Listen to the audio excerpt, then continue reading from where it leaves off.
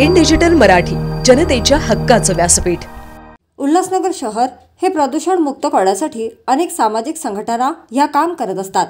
मात्र काही कंपन्या नियम धाब्यावर बसवत सर्रासपणे कंपनीतले प्रदूषित पाणी हे वालधुनी नदीत कोणतीही प्रक्रिया न करता नदीत सोडतात। रासायनिक प्रदूषणामुळे वालधुनी नदीला आता लाल रंग आला आहे।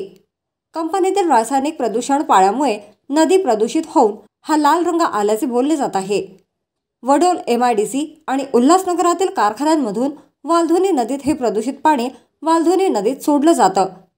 महाराष्ट्र प्रदूषण नियंत्रण मंडळाकडून नदीतील प्रदूषणाकडे दुर्लक्ष होत असल्याचे वारंवार पाहावयास मिळते।